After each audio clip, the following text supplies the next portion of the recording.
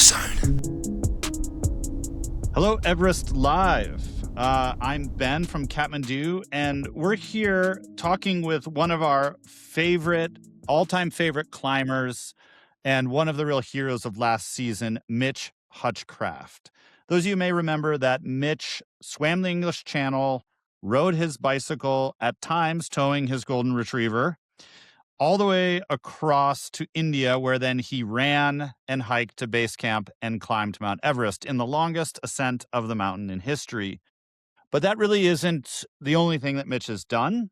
And actually, we're coming to him live from the middle of a book tour in the UK for his new book, Limitless. And in classic fashion, Mitch is cycling 1,000 kilometers between Waterstone's bookstores, going up the spine of England. Always on an adventure, Mitch. We're so happy that you could be here with us.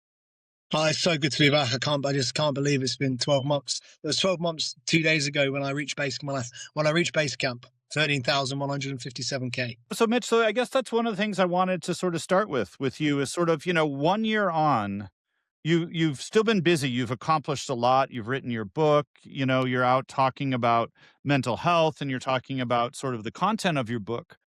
But also for you, I guess my first question to you is, you set such an ambitious goal to climb Everest. You didn't have any money when you started out, and you made it. You did it. You pulled it off.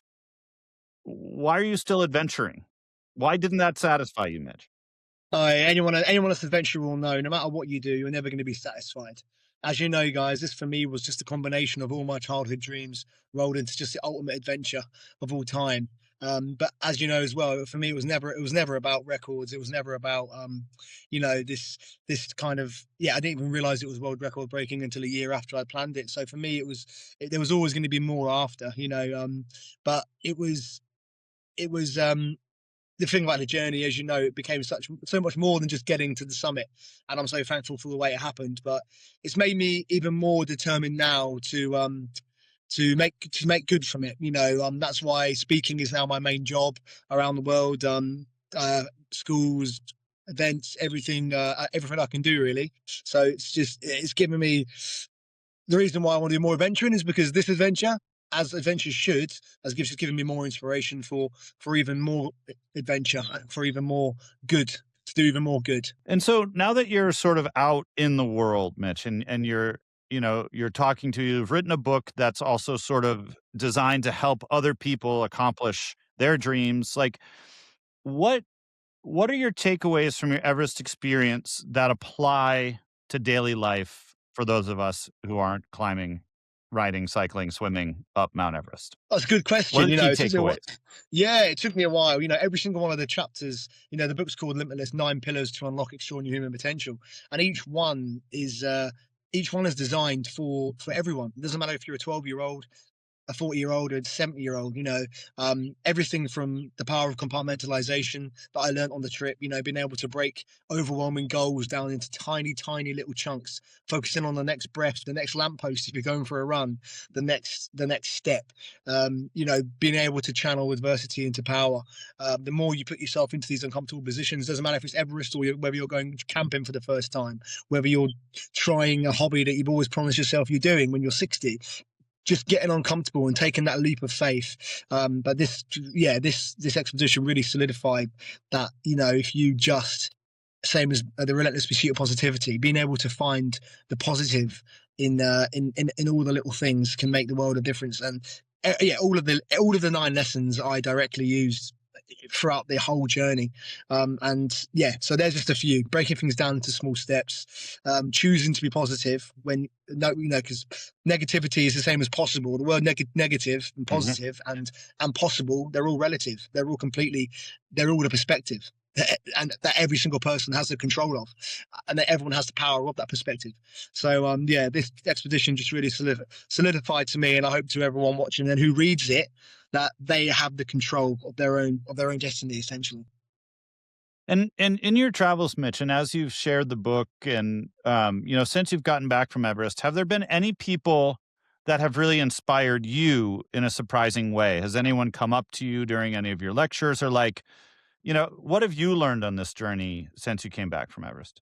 So much, like 2 weeks ago, I was co-hosting a podcast with an old hero of mine, and we had about 9 guests on there, and every single one was, it's just incredible. And it's the amount of people that have kind of messaged me and come out the cracks, amputees who have broken world records, people who have just, people who used to work. I had a one woman she was like 50 years old, and she'd never she was stuck in the same job for years, but she'd finally seen the story, and she decided to quit her job and basically pursue a hobby of hers that she'd always wanted to do. So the amount of these inspirational stories that have come out of the cracks, have just made the whole journey so worthwhile. And having to have that to get that every week and to get that every talk is just, it's the most rewarding thing in the world, more rewarding than summiting Everest. Genuinely, this knowing that we've now kind of got the power to really help people, and that we're doing that, is, which I'm doing with the book and hopefully the documentary with you guys. It's such a privilege. Yeah, amazing. And so, to shift gears here a little bit, Mitch, there are a number of people this year that are also doing sea to summit expeditions. Oliver Foran's one, and and a lot of them, list your journey as an inspiration to them. Do you have any advice for them? Oliver's on his way up through India right now. No, you're just kind of echoing what I was saying before, and kind of in the book and stuff. I mean, I spoke to Ollie 3 or 4 times. He was messaging me throughout my expedition. That's how far back it goes. 18 months, even like when I was back in India and Pakistan, he was messaging me. But my advice to them is just to do what he's doing, to have that powerful purpose beyond self, which he has for the kids, and to just let it be your journey. Let it be your journey, and use the tools that I've learned that helped me through everything, taking the small steps and using that adversity to power you through. And he's one of them many individuals that really encompasses that, and he's an absolute legend, as well as everyone else, at the same time. But yeah, my advice is just to not do what I done all the time, is just enjoy it. I don't always practice what I preach. I have suffered from anxiety massively. The one thing I regret about my expedition is not complete is still worrying about things that are out of my control. Worrying every day that we won't make it to Nepal, and that took away a lot of the magic from it. So the one thing I can say is, I would advise is, you're there, enjoy where you are, every moment, every person, every step, every little sound you hear. Just enjoy it. You enjoy your journey as much as you can, and just be thankful for where you are, because we are so privileged to be in a position where we can climb Everest, or where we can be in the mountains. So just enjoy it and just do your own journey. And do you have any advice for this year's? I think there's going to be 400 plus at least climbers on the mountain on Everest this year. And having summited, having had all the attention, the accolades, and also having worked so hard to get to the top, I can imagine when you got home to the UK, there was a mix of both relief, but then also this adrenal letdown. Do you Oh, have it any was advice for Everest climbers of what they should expect or what they should do when they've summited and return home? Yeah, I mean, I think as they all would tell you, when you get back, keep busy, keep focused, but keep busy. I would recommend doing what I've not done yet. Make sure you go and get a blood test, and so you can really balance yourself out, with your body, which I'm still, because I've been struggling with that for a long time. But yeah, just keep busy, keep active, no matter what. Just, don't worry about some massive goal. That don't think that you have to top that, and but just keep busy, keep active, and yeah, just keep dreaming, keep thinking about the next goal. It's like I always think, as long as you have a light at the end of the tunnel, no matter how big or small it is, as long as you have a purpose, as long as you have something,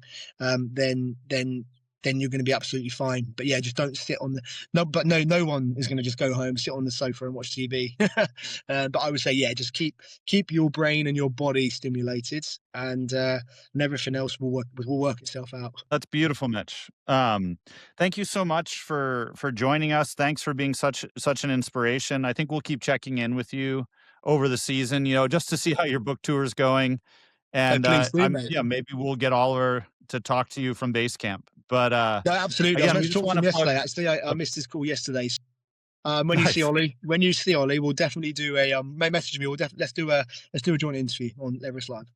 That'd be so fun. And so everyone, Mitch's book is called Limitless. You can order it on Amazon, and it's a truly incredible read by a truly incredible man. So, Mitch, thanks so much for your time today, and good luck with the tour. Thank you so much, guys, and I'll hopefully see you soon. Take care, guys.